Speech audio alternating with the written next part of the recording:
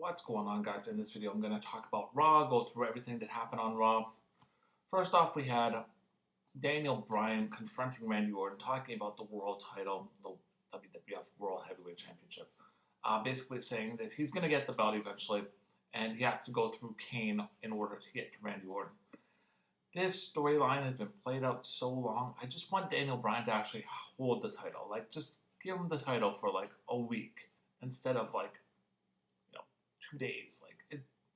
This guy deserves a title. It just doesn't make sense. And we had Betty White come out. I don't know why Betty White was on Raw. I hated when they did the celebrity guest hosting, and now for them to continue with having Betty White come out, it takes away from the wrestling aspect. If anything, you should have had her show up at WrestleMania. That would have been better, just as a random person to pop out.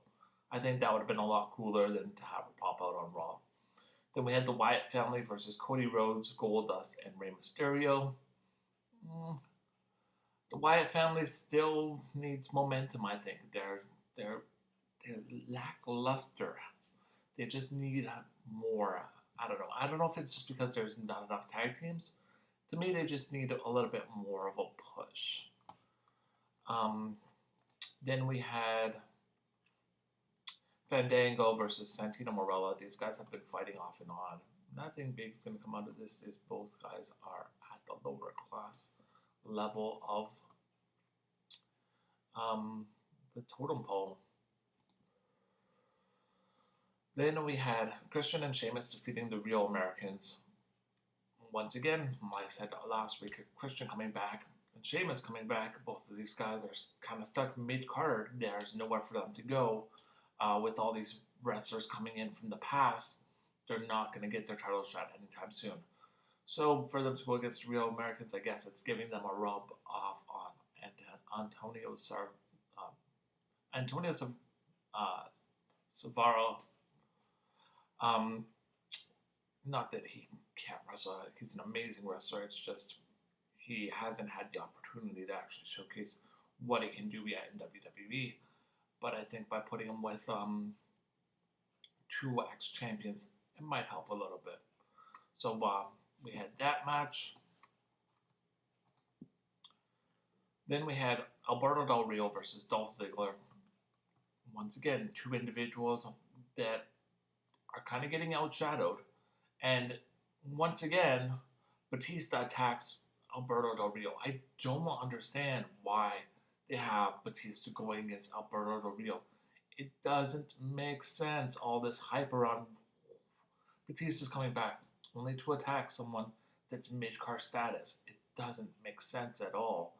I guess they're gonna like I said, I think they're trying to use Batista to get people to like Alberto Del Rio. I don't think it's gonna work. In my opinion, I just don't think it's gonna work. Then we had the Usos defeating Ryback and Curtis Axel. The Usos definitely, I think, are going to be the next tag team champions. Like I've said in numerous other videos, I think they're going to beat the New Age Outlaws and eventually become champions. Then we had Mark Henry defeating Dean Ambrose via disqualification. I guess if Mark Henry was to eventually win the U.S. title, it would kind of make sense, but I don't know. I think this is just all leading to the Shields kind of falling out. Then we had Cameron and the Bella Twins defeating the Divas champion AJ Lee, Alicia Fox, and Aksana.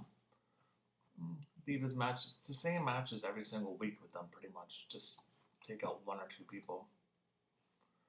Then we have Daniel Bryan confronting Kane about the issue last week where Kane did all this shit to Daniel Bryan. Pretty much they said that Daniel Bryan had the week off. No, we're going to eventually have a Kane versus Daniel Bryan fallout. And Kane eventually will hopefully go back to the Big Red Machine character and stop being this corporate whatever he is. Then we had the last match, which they were calling the conclusion of a decade. They were calling this match the last time these guys were going to meet. which I don't think is going to take place. These guys are too big of stars to not meet again. They fought a million times, and John Cena actually beat Randy Orton, but it wasn't for the title. So I guess John Cena will never have his chance to go against or go for the title if Randy Orton's still champion. But I don't know. I don't know what to say about this match. Both of these guys I really don't want as champions, so maybe Randy Orton will lose the title, Daniel Bryan will win the title of John Cena versus Daniel Bryan.